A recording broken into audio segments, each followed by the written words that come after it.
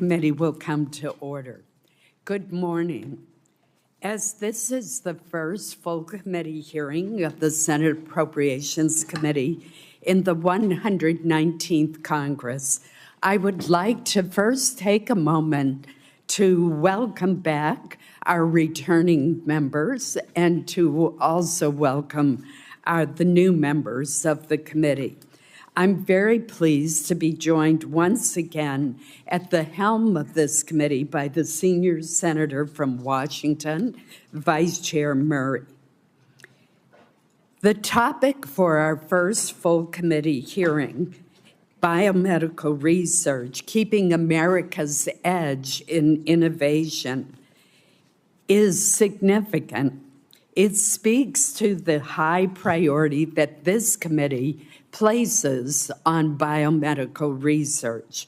There is no investment that pays greater dividends to Americans' families than our investment in this research, which can lead to life-saving and life-enhancing discoveries. For more than 75 years, the United States has been the world leader in scientific research and technological innovation. We earned this position through the hard work of countless researchers and scientists and their staff, many of whom trusted their careers to the culture of science built by the American people.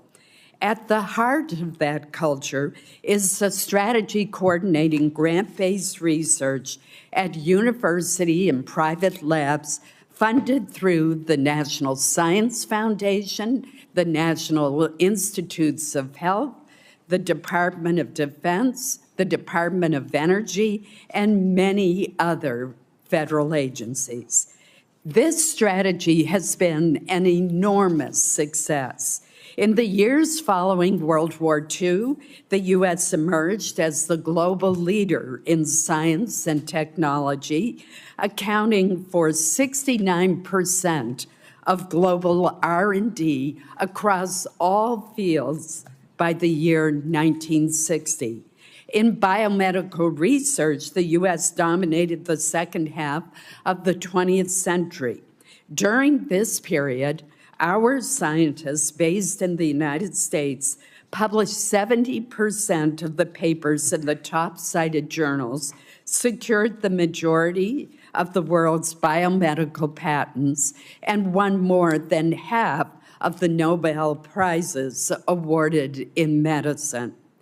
Stability is a key aspect of the American formula because it allows scientists to focus their work knowing that they will have the support they need to pursue and test their ideas from start to finish. The freedom to explore and collaborate is also crucial, especially to younger scientists who are eager to get into the lab and work on what inspires them. This combination has made the United States a, quote, irresistible magnet for researchers everywhere, as Dr. Haller, one of our witnesses, put it so well, drawing the best and the brightest from around the world. Their work demonstrates the value of the American system, leading to breakthroughs that save lives and restore health for so many. For example, over the past 20 years, the FDA has approved more than 600 new cancer treatments, including standard chemotherapy, targeted therapies, and immunotherapies, all made possible by decades of the National Cancer Institute investment into basic research. Another example relates to Alzheimer's and dementia research. Because of studies financed by the National Institute on Aging, researchers now have an array of biomarker tests for dementia, including a new blood test allowing for earlier diagnosis of this devastating disease. But the continued success of this system and America's leadership cannot be taken for granted. Since the turn of the century, China's investment in biomedical research has grown more than 50-fold. China has now caught up with the U.S. in biomedical patents filed and papers published. Proposed funding cuts, the firing of essential federal scientists, and policy uncertainties threaten to undermine the foundation for our nation's global leadership.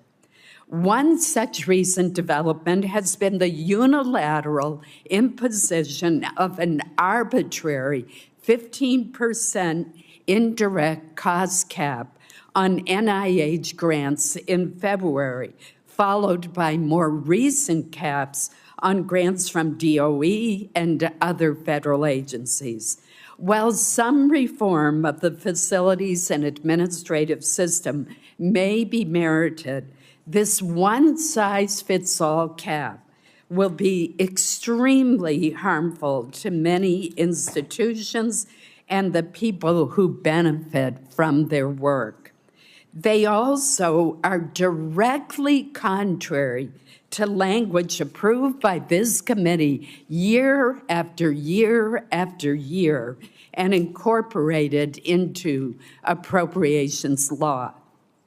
Also very troubling are the administration's abrupt cancellation of grants, proposals to slash federal funding, and laying off scientists and technical experts with apparently little or no justification. These actions put our leadership in biomedical innovation at real risk and must be reversed. America's edge in biomedical innovation is also of immense economic value to the nation, generating, for example, $2.50 for each dollar invested through NIH, supporting 400,000 jobs and driving global health standards. In Maine, NIH grants and contracts support 1,468 jobs and $286 million in economic activity.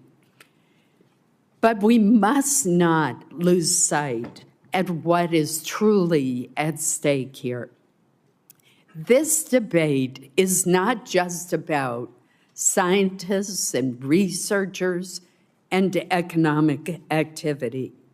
If clinical trials are halted, research is stopped, and laboratories are closed, effective treatments and cures for diseases like Alzheimer's, type 1 diabetes, childhood cancers, and Duchenne's muscular dystrophy will be delayed or not discovered at all.